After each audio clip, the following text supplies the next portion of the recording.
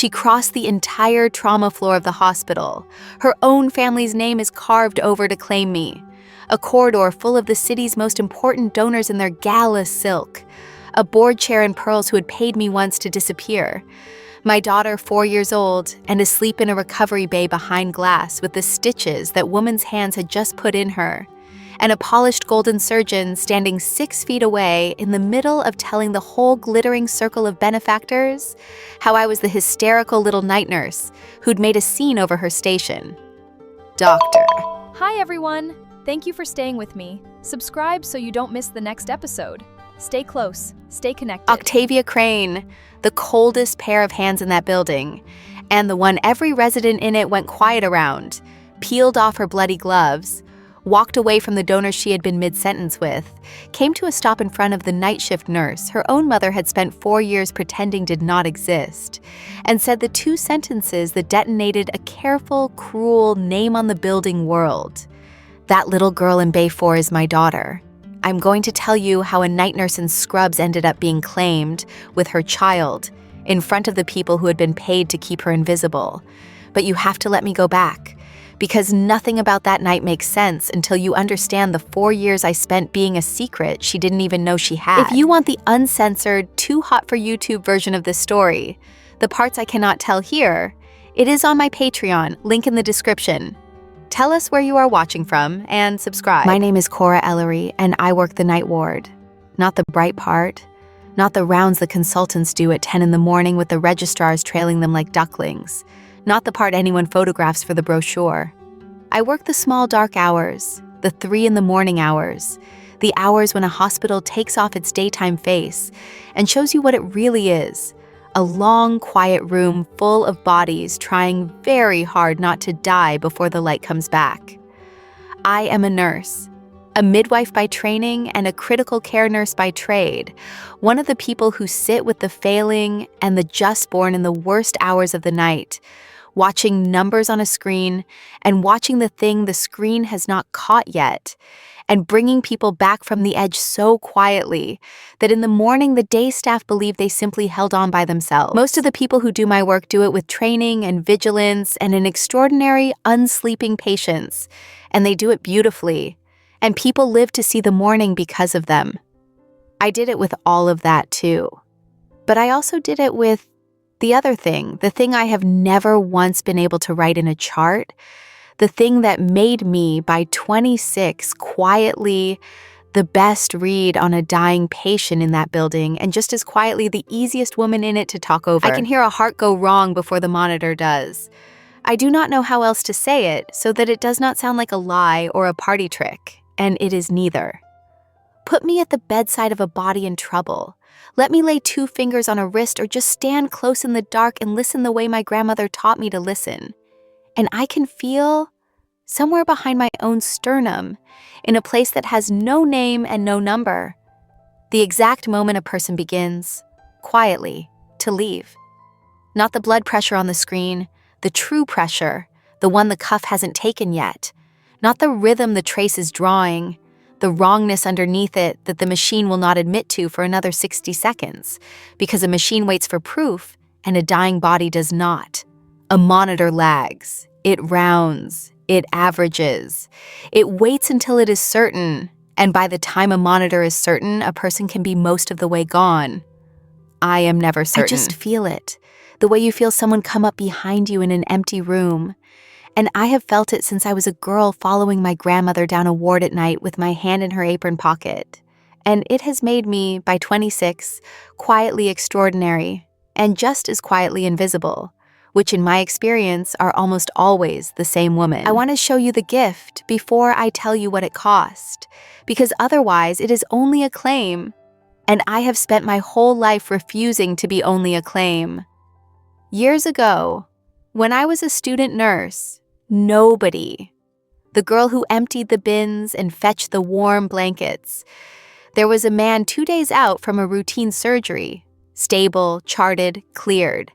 A man everyone had stopped worrying about.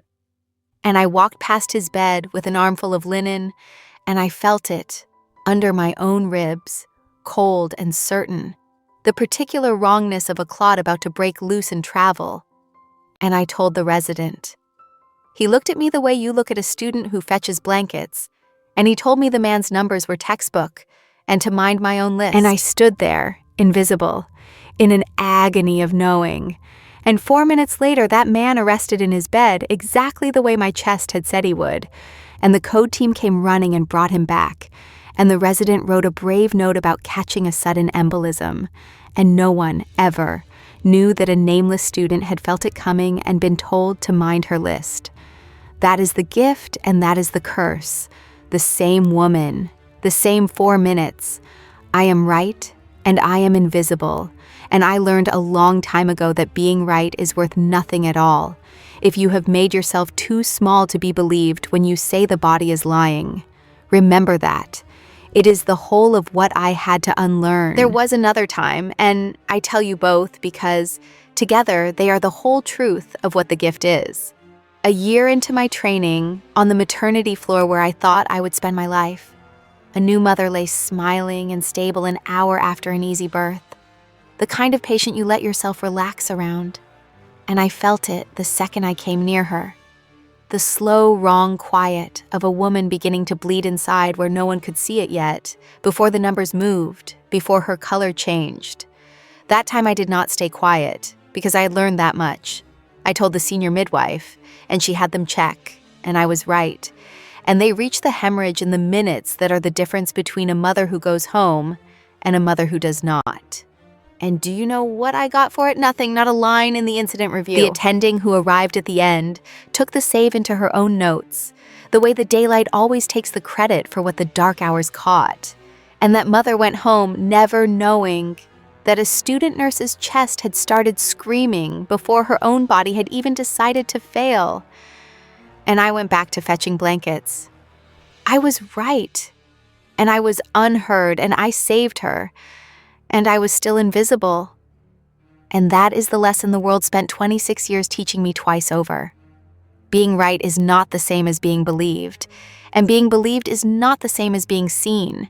And a poor girl in a student's scrubs is allowed, at most, one of the three, on a good night, by accident. My grandmother is the reason I can do it, and she is the reason you are going to believe the rest. So let me set her down properly. She raised me. My mother was a name on the back of a photograph in a forwarding address that stopped forwarding.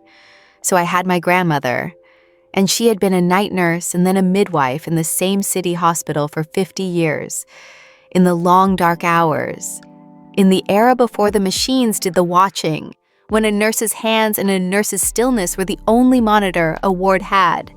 She could walk onto a sleeping ward and know, without a chart, which bed was about to go wrong. She carried a brass fob watch on a chain, a heavy old nurse's watch worn to gold at the edges from 50 years of being pressed into her palm, while she counted a pulse in the dark.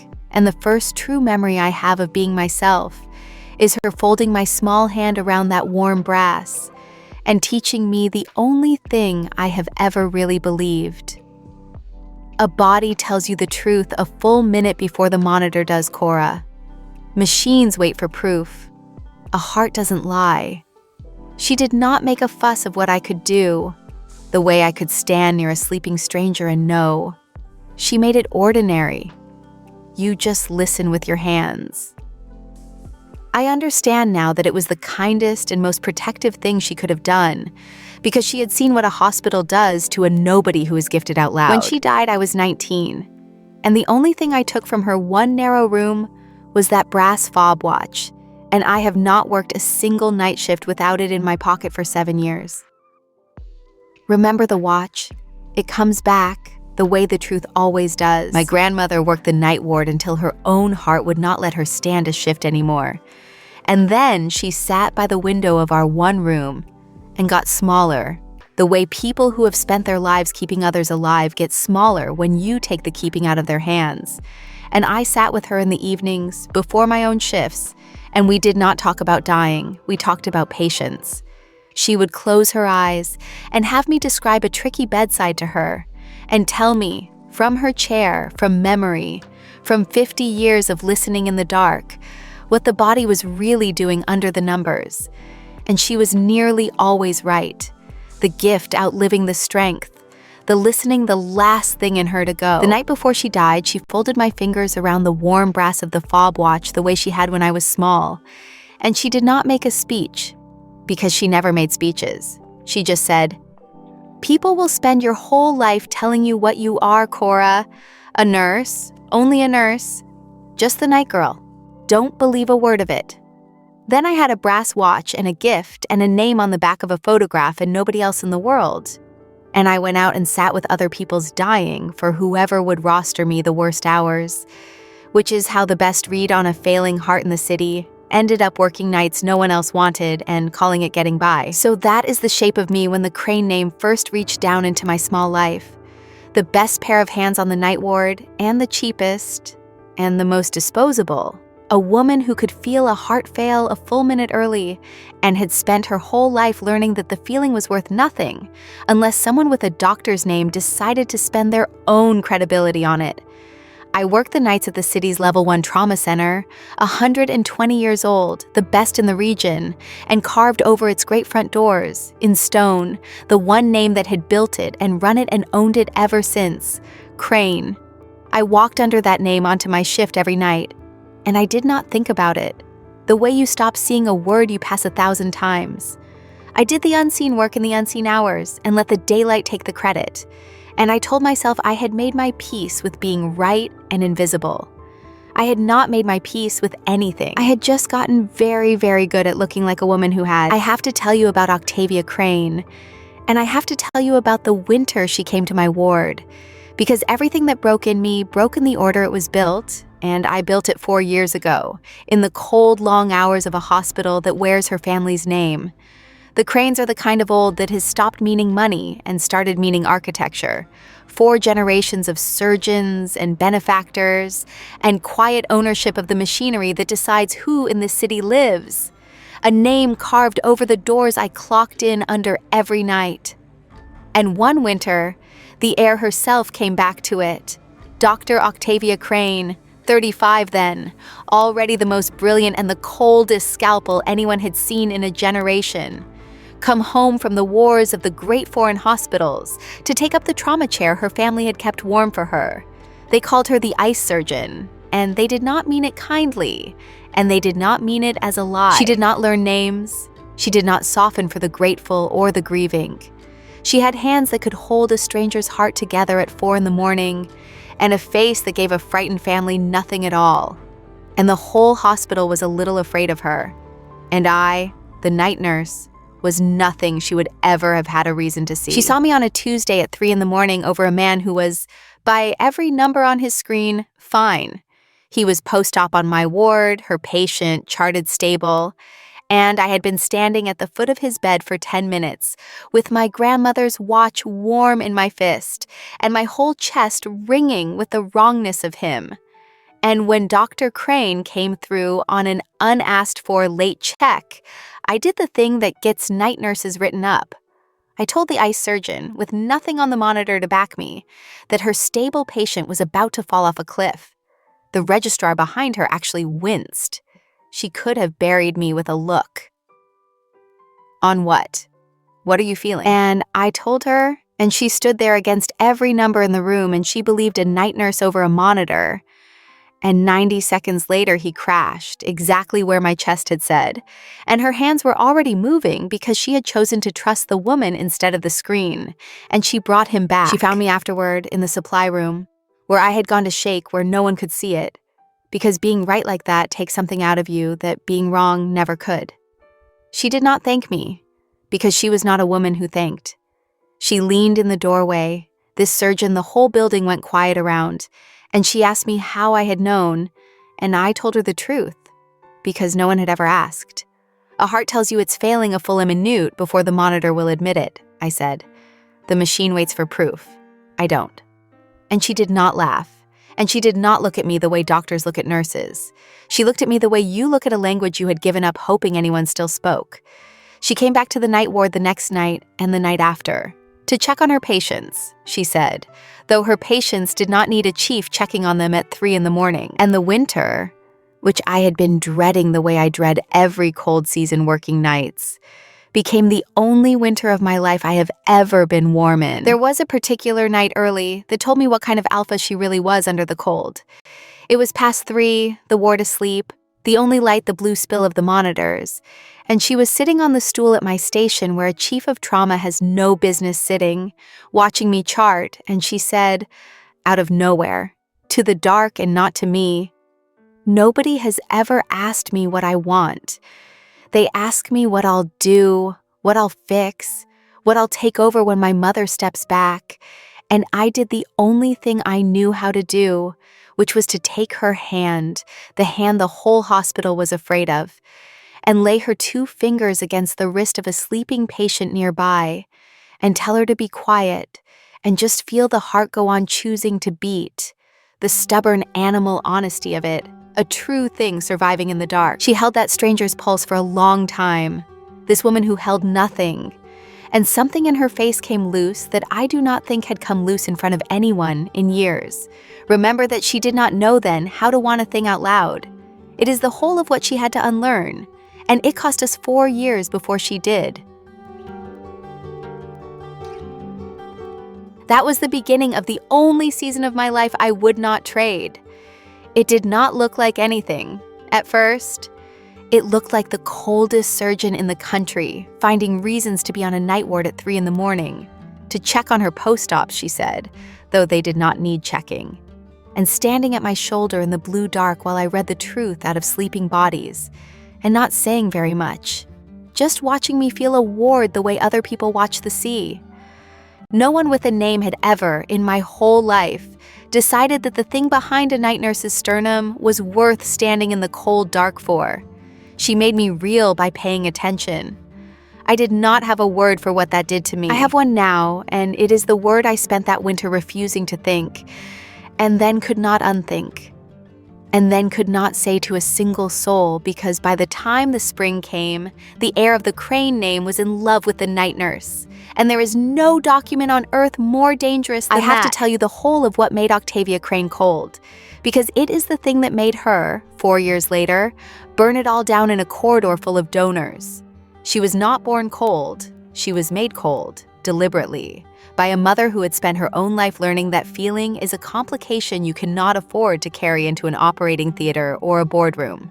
Dr. Helena Crane had run the hospital and the family and her daughter from behind the chair for 30 years, and she had raised Octavia the way you temper steel, that a Crane's warmth is a thing the name cannot afford, that softness kills more patients than any disease, that her job was to be the cold hand that does the thing no one else has the nerve to do. By the time she came to my night ward, she had a suitable future already drawn up somewhere in her mother's plans. A suitable match, a suitable partner, a golden cardiothoracic surgeon named Sabine Voss, whom Helena had been steering toward her daughter for years. And Octavia had genuinely never once been asked in 35 years what she wanted as opposed to what she would do. That is what I was to her, before I was anything else. Not romance at first, but the first evidence in a lifetime that wanting was even permitted. I have thought a great deal, in the cold years since, about how dangerous it is to be the first true thing a person raised on duty is ever handed. It is the kind of thing a mother will end a career to take back. I should tell you the truth about how it happened, because I have promised you the truth. It started as attention. And for a woman who has been invisible her whole life, attention from the one person who refuses to look away is a more dangerous thing than any touch. We talked at first only of patients, but she started staying past the point of any patient, in the blue dark of the night station, and telling me things about the mother who had measured her like a blade her whole childhood, about the foreign wars of trauma she had hidden inside because she was not allowed to feel them, about the suitable surgeon her mother kept seating beside her at dinners. And I would listen with the same stillness I listened to a failing heart with, and feel the cold transaction her whole life had been, and say it out loud, gently, the way you tell a patient the true thing no one else will. And one night near the end of that winter, sitting on the stool at my station with the monitors throwing blue light up under that contained, unreadable face, she looked at me and said the most reckless thing a Crane has ever said. My whole life is people deciding what I'll accept. I don't want what I'll accept anymore. I should have known better than to let myself be chosen by a name carved in stone over a door. A night nurse who lets a 120-year house decide it wants her is only ever borrowing the warmth, and the house always calls the loan. But you have to understand what it is to be 22 and invisible, and have the coldest, most untouchable surgeon in the country look at you across a sleeping ward and say, in effect, you are the realest thing I have ever held. When no one, not once in your whole rostered and overlooked life, has suggested you might be the real thing rather than the rehearsal. I did not stand a chance, and I am not sure, even now, even knowing the 4 years of cold that were coming, that I would take it back, because she gave me Ren, and there is no arithmetic in the world where I would trade away Ren. But for one short spring, before her mother found out, I lived inside the borrowed warmth, as though it were mine, and it was the only stretch of my life I have ever felt like a person somebody had chosen on purpose. The warmth was real. That is the cruel part. It was real, and it was borrowed, and the house was already drawing up the terms to take it back. Her mother is the reason for the 4 years that followed, and her calm is the most frightening thing in this story. So let me set her down properly. Dr. Helena Crane, the chair of the board, the name behind the name, the woman who had run the whole machine from behind her daughter for 3 decades, did not rage when she found out her heir was spending her nights with a night nurse. Women like that never have to. She had me brought to her office, the one with the founders' portraits and the city laid out under the window.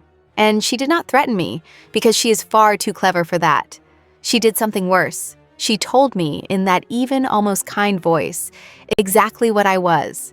A promising girl with no name and no money and a career that lived entirely at the mercy of references the Crane family controlled. She told me what would happen to my daughter.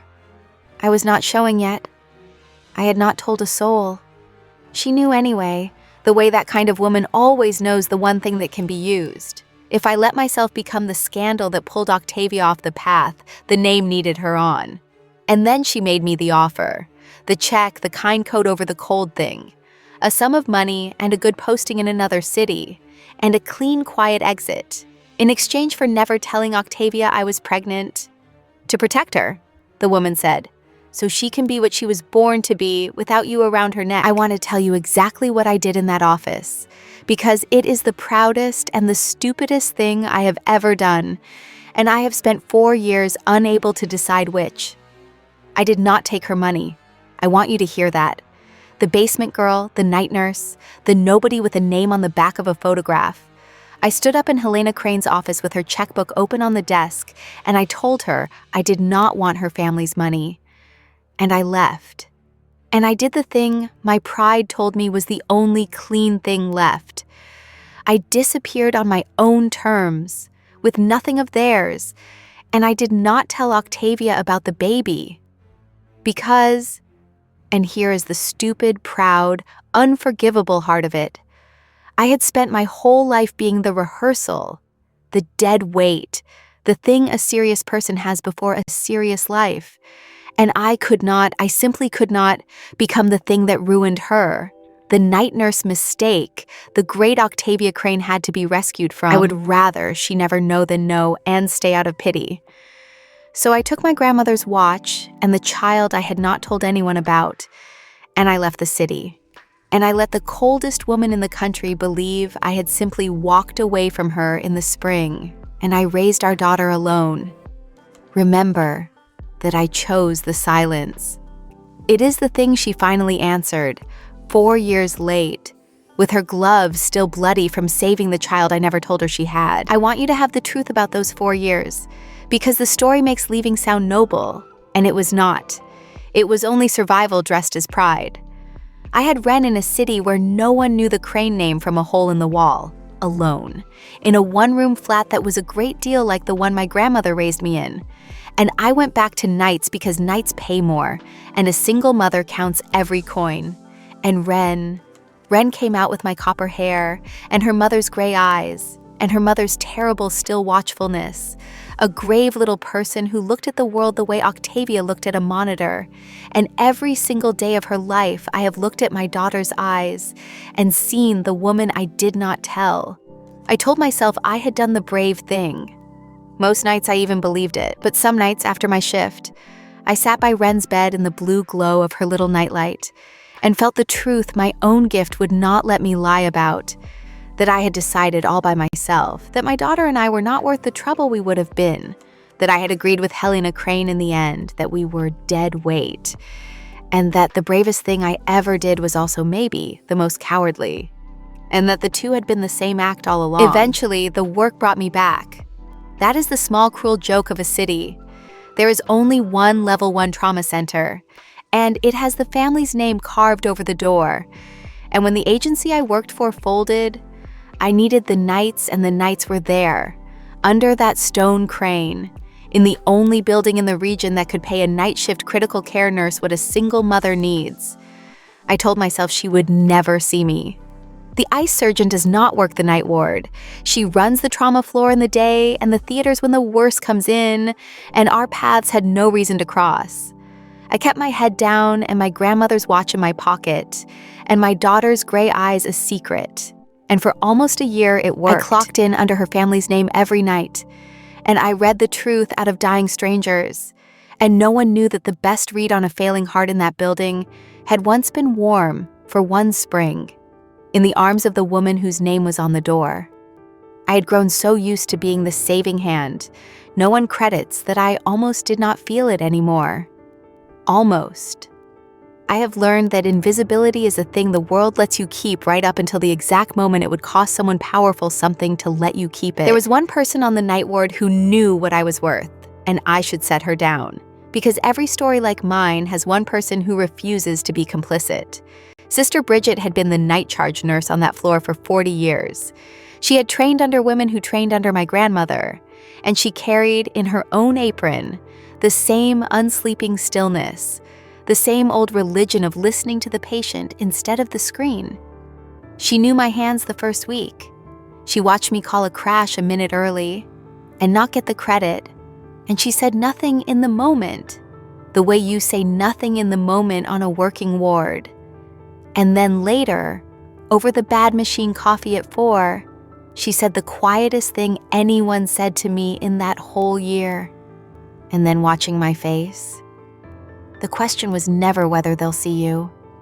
I did not understand her yet. I understood her about 6 weeks later, with a surgeon's bloody gloves coming off in front of 300 donors, and a little girl's gray eyes the same color as the woman saving her. I have to tell you about Sabine Voss, because she's the one who lit the match, and the cruelty of it is that she did not even know what she was lighting.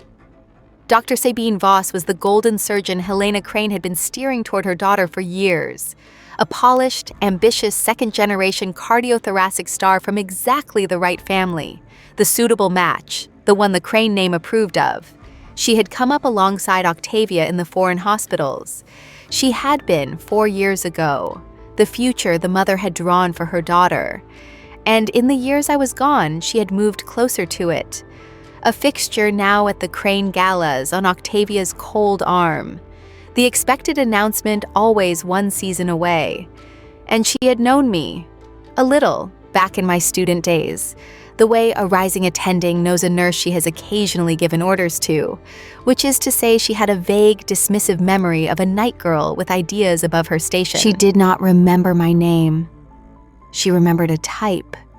And she had no idea the night the worst thing in my life and the best thing in my life happened in the same hour, that she was about to be the one to say out loud what the whole glittering board was thinking. The night it all came apart began like any night shift, and I want you to feel how ordinary it was. Because that is the thing about the worst nights. They do not announce themselves. There was a gala on, up in the atrium, the annual Crane Benefactors reception, the great winter fundraiser, the marble hall under the carved name full of donors in silk, and the whole board in their best, Helena Crane holding court in pearls, and Sabine Voss at Octavia's elbow, 3 floors above the night ward, where I was checking lines and counting pulses in the blue dark, with my grandmother's watch warm in my fist. I was the help, that night, in the most literal way. There were extra staff on for the gala, and the floor was thin, and I was running 2 nurses' worth of beds and scrubs while 300 people drank champagne under the family name upstairs. I did not know my daughter was in a car on the far side of the city. I did not know that the worst night of my life, and the only night that would ever set me free, were going to be the same night. I was just working the way I always worked, invisible under a name carved in stone, when the trauma pager went off for an incoming pediatric and the whole calm night tore open. They do not tell you, when they page a pediatric trauma, whose child it is. They tell you age and mechanism. 4 years old, high-speed motor vehicle collision, restrained rear passenger, hypotensive in the field. They tell you to clear the rhesus bay and get the warmer on, and call the trauma chief in from wherever she is, because a 4-year-old coming in cold and low after a crash is the kind of thing only the very best hands have any business touching. And I cleared the bay, and I got the warmer on, and I did not feel, yet, the thing I would feel the moment they wheeled her in, because the gift does not work on a name on a pager. It works on a body in a room, so I was standing ready with my back to the doors, a night nurse doing her job, when the ambulance crew came through with a small, broken, copper-haired person on the board. And my own chest did the thing it does a full minute before the monitor, except this time it was not a stranger's heart it felt failing. It was my daughter's. It was Ren. I am a critical care nurse and a midwife, and I have held the line over 100 dying strangers. And I will tell you the truth. For about 3 seconds, when I saw my daughter's face on that board, I was no use to anyone at all. The whole trained apparatus of me fell off like a coat. And then my grandmother's voice came up out of 50 years and 7 and said the only thing that mattered, be quiet enough to feel it. And I did the hardest thing I have ever done or will ever do. I did not scream that she was mine, because the second I became her mother in that room, I would be sent out of it. And the one thing my daughter had going for her, the one edge in the whole building, was that the best read on a failing heart in the city was standing over her and could not be made to leave the bedside of a patient she was assigned to. So I swallowed her name. I became, for the longest hour of my life, just the night nurse on the rhesus. And I put my 2 fingers on my daughter's wrist, and I listened with my hands, and I prepared to fight the monitors for her life. Octavia Crane came down from the gala in her silk with her sleeves already going up, and she did not know either. She saw a 4-year-old trauma, the thing she is better at than anyone alive, and she went to work, cold and fast and flawless, the ice surgeon doing the one thing the world had ever let her be. And she did not look at the child's face, because you do not look at the face, you look at the belly and the breathing and the pressure. And she did not know that the copper hair under the trauma lights was the same as the night nurse she had lost to Spring 4 years ago.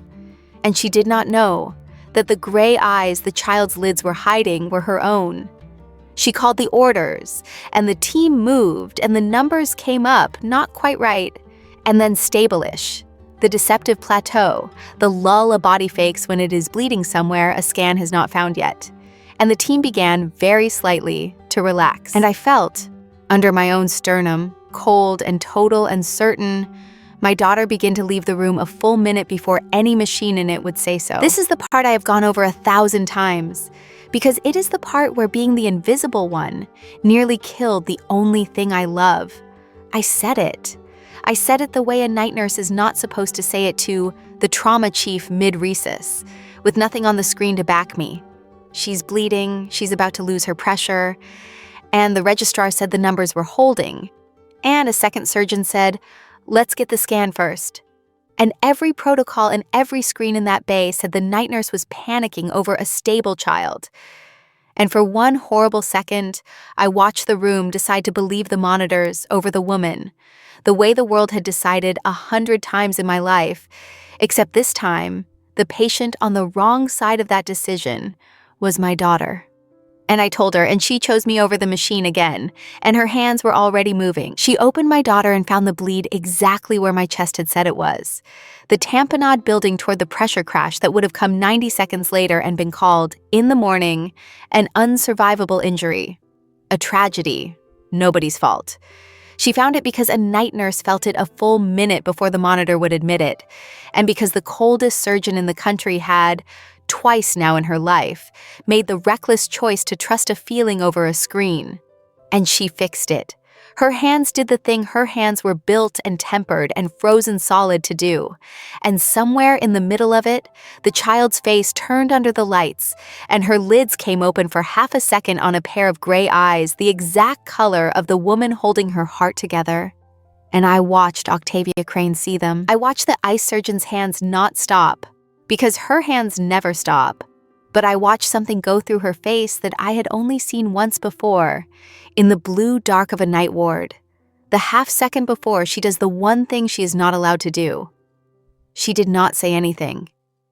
She finished saving my daughter's life. And then she looked across the table at me, and she knew. They moved Ren to a recovery bay behind glass. Alive, stable. Really stable now. The true kind. My chest gone quiet over her at last.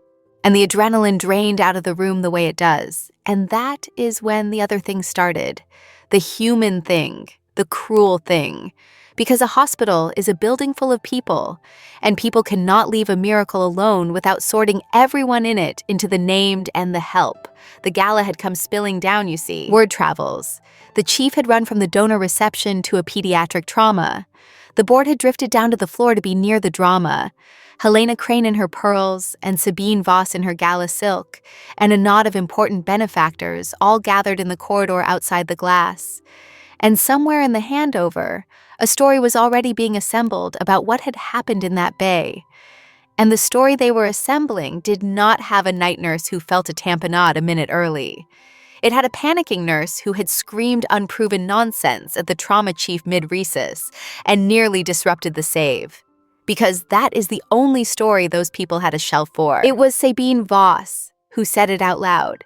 She came to the glass with a flute still in her hand from upstairs, and she did the small double take of a polished surgeon, recognizing a vaguely remembered nurse, and then she settled into it, warm and lethal, for the circle of donors drifting at her shoulder. "I know you," she said, loud enough to turn the corridor. "You're that night nurse. God, you're still doing this?"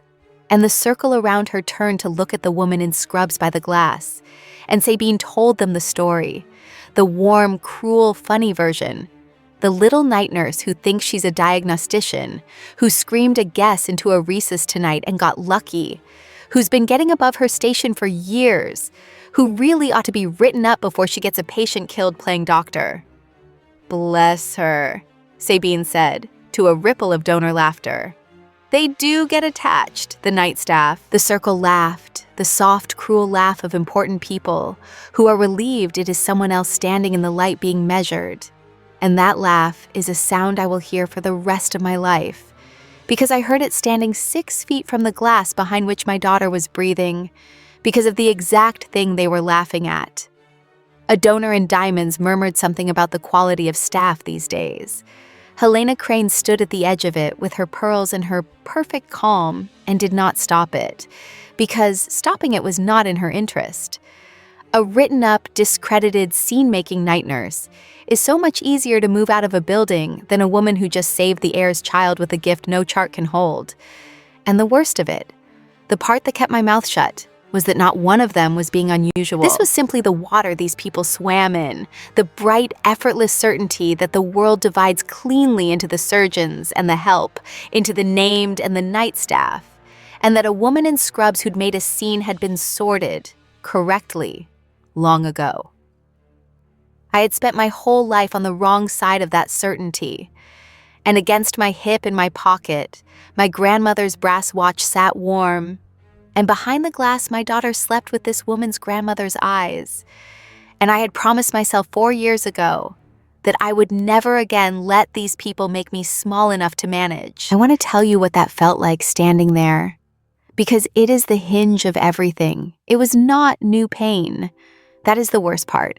It was the oldest pain I have, the one my grandmother spent her whole life trying to fold down small in me, the certainty handed to me by every important person I have ever stood near, that I am the night girl, the help, the one who fetches the blankets and is told to mind her list, the dead weight you write up and move along. And the cruelty of where I was standing was perfect. I could not answer her. I could not say the one sentence that would end it. That child is alive because I felt what your monitors missed, and she is mine. And her other mother is the woman whose name is on this building.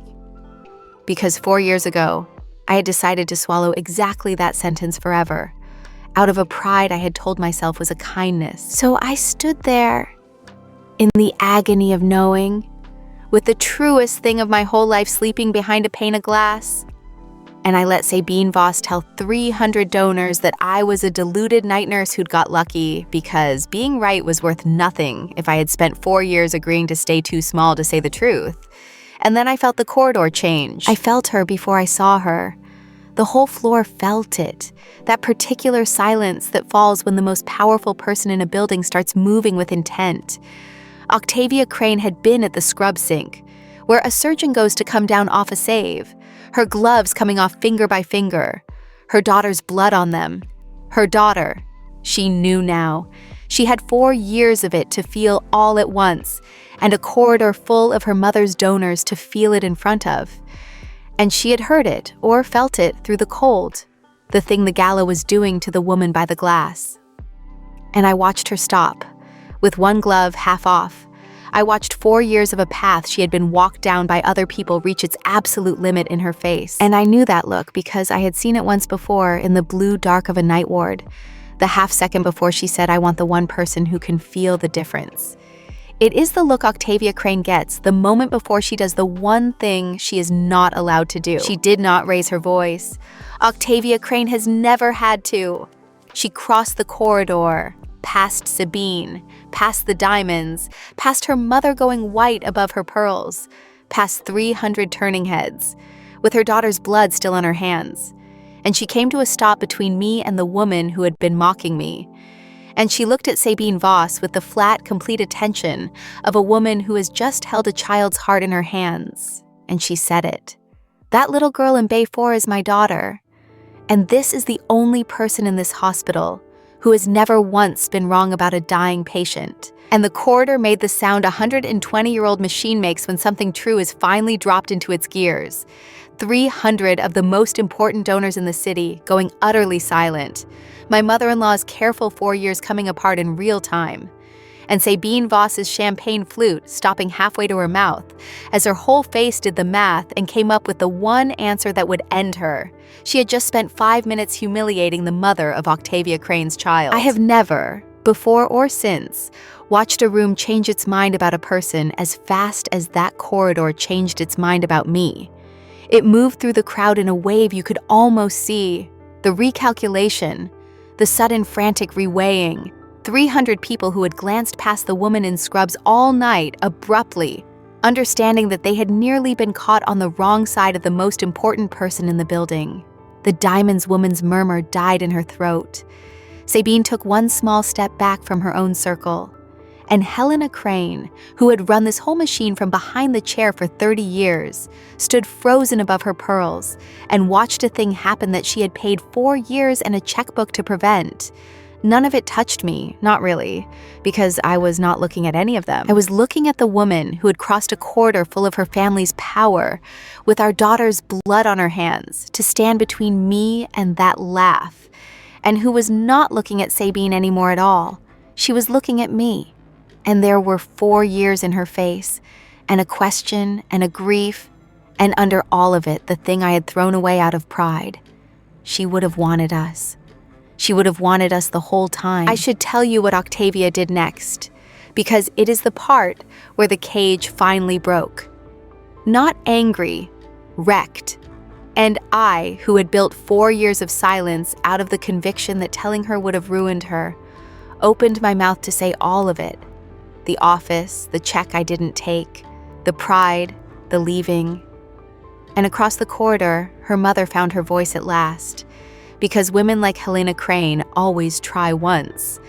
"Octavia," she said, in that even tone that had run a hospital for 30 years, "this is not the place.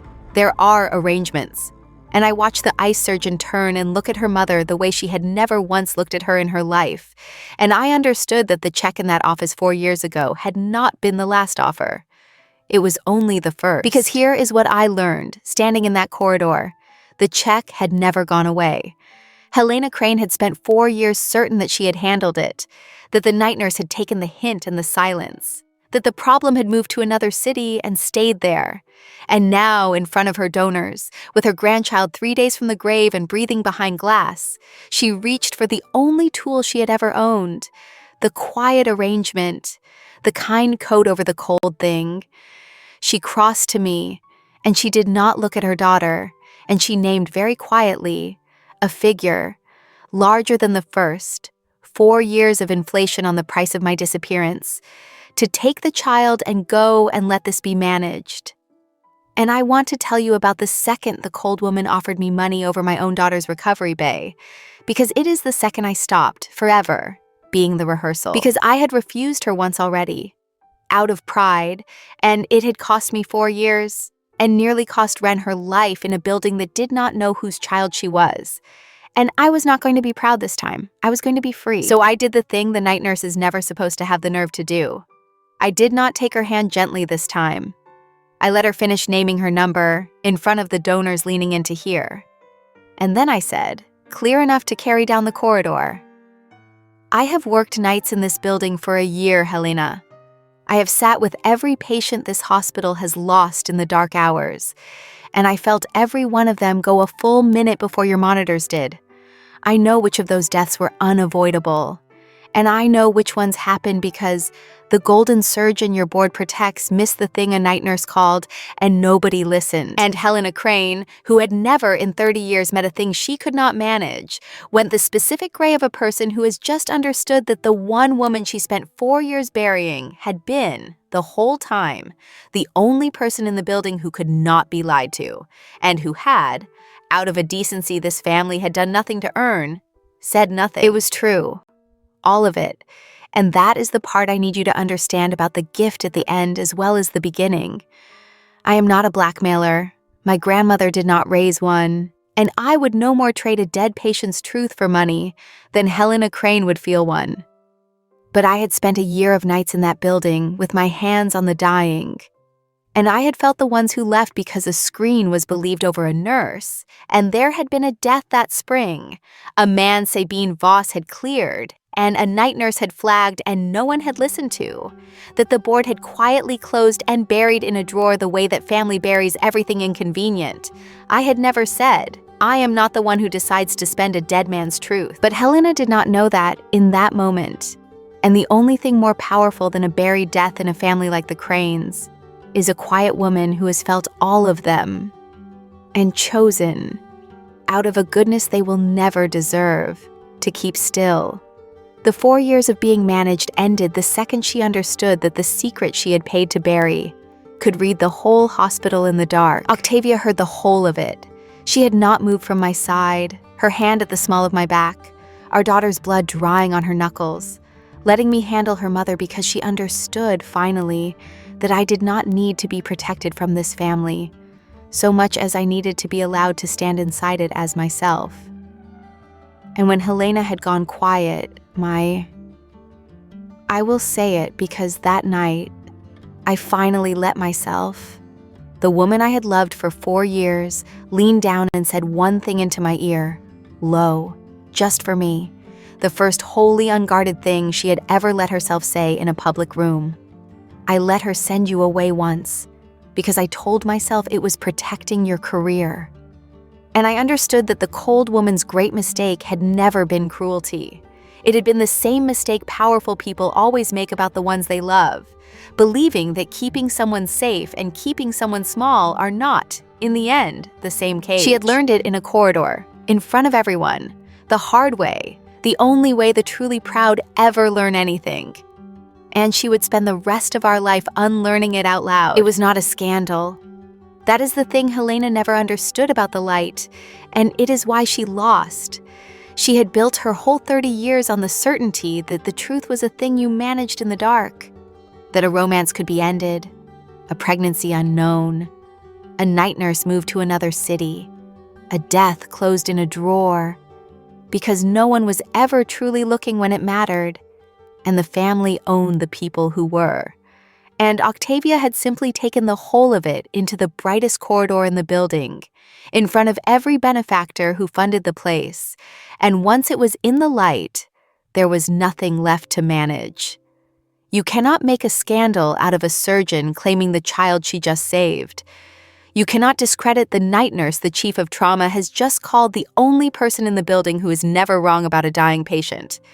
90 seconds after that, nurse was proven right with a scalpel. The story Sabine and the board had been assembling, the panicking nurse, the lucky guest, the scene maker to be written up, could not survive being said out loud against a living child in a surgeon's word, because the heir had written a different story first, on the record, with 300 witnesses and her hands still red. We did not leave through the service corridor I had come up by. She would not let me.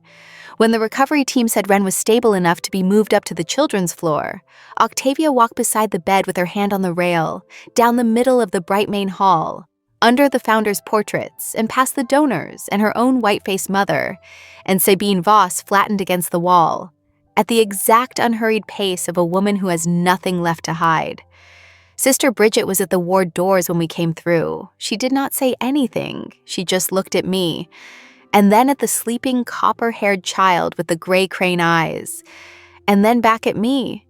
And she inclined her head, the small grave bow you give to someone who has finally stopped waiting to be allowed and simply walked out into the light. And I thought about her question over the bad coffee, whether I had decided I was allowed to be seen, and I realized I had not decided it at all. The woman walking beside my daughter's bed had decided it for me, in front of everyone, and the only thing left for me to do, the thing I have been doing every day since, was to let it be true. I want to tell you about the days that followed, because the corridor is where the cage broke, but it is not where the love is. The love is in the ordinary after. Ren healed the way only the very young heal, fast and total, and without the faintest idea that the cold, famous surgeon who came to her bedside every single morning before her rounds, and sat and did not say much, and let a 4-year-old show her a drawing of a cat with 6 legs as though it were the most important consult of her day, was her mother. We told her slowly, in our own time, the way you tell a small child a large true thing, that she had 2 mothers now, that one of them had been away a long time because of a grown-up mistake and was not going to be away anymore. And Octavia, who had never in her life been asked what she wanted, learned to sit on a children's ward floor and want things out loud. Another drawing, a worse cat, one more night, the ice surgeon, undone by a 6-legged cat. I have never seen anything funnier or more like Grace. The reckoning inside the family was quieter, and took longer, the way these things do. Helena Crane did not vanish overnight. Women like her never do. But a chair's power is built entirely on being the one who decides what the name will and will not survive. And she had just been shown, in front of every benefactor who matters, that her own daughter would survive the truth, and that she, the woman who had hidden a pregnancy and bought a disappearance and buried a death in a drawer, could not. The board, which had spent 30 years afraid of her, did the arithmetic the city had done, and discovered that a brilliant heir who claims the mother of her child and the nurse, who saves lives no machine can predict, is worth a great deal more to a 120-year-old hospital than a chair who manages inconvenient people into other cities. Octavia did not have her mother thrown off the board.